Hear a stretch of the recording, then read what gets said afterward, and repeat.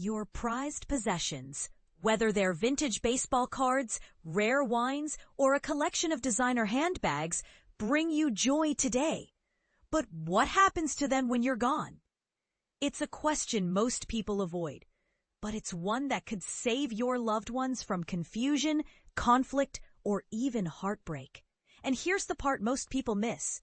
Without a plan, your cherished collection could end up in a landfill instead of the hands of someone who appreciates it. But here's where it gets controversial. Should your heirs even inherit your collection, or is it better to sell it off?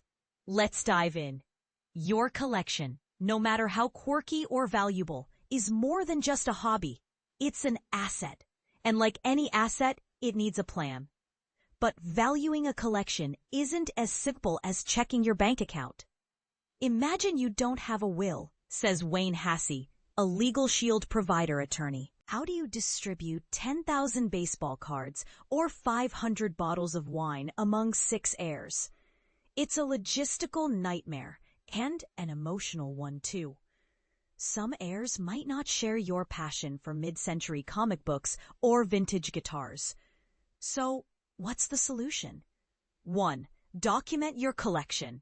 Yes, even the weird stuff. If your collection holds financial or sentimental value, start by creating a detailed record. At a minimum, self-document your collection, advises Sarah Gaiman, a CPA. Use a spreadsheet or a file folder to list each item, including its origin, value, and significance. No time for spreadsheets? Take photos or videos instead. Elizabeth Buffardi, a CPA and financial planner, suggests treating it like an insurance inventory. If there's a disaster, you'll have proof of what you owned.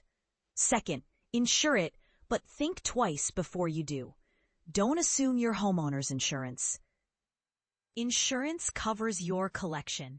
Policies vary wildly, and some collections may require a separate valuable items policy.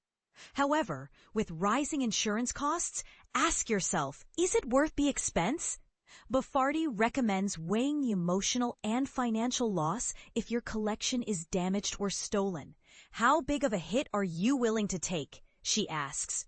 3. Appraise the big-ticket items. Formal appraisals can be pricey, but for high-value items like artwork or jewelry, they're essential. Once you're in the 5-figure range, it's worth it, says Michael Chua, an attorney.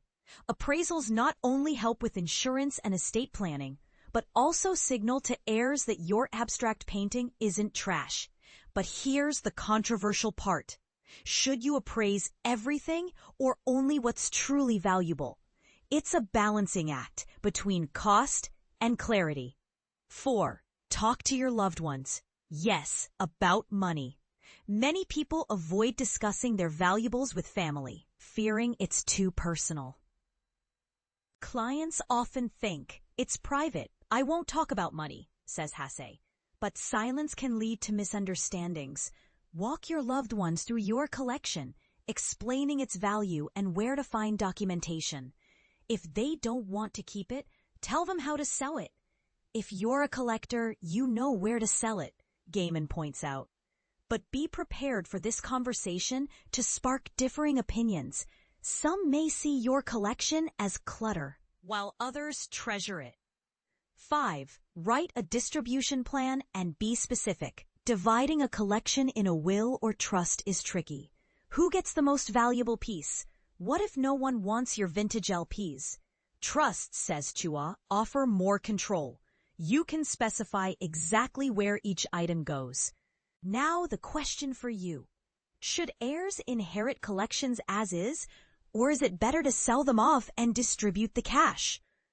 Do you think documenting and ensuring a collection is worth the effort, or is it overkill? Share your thoughts in the comments. Let's spark a conversation.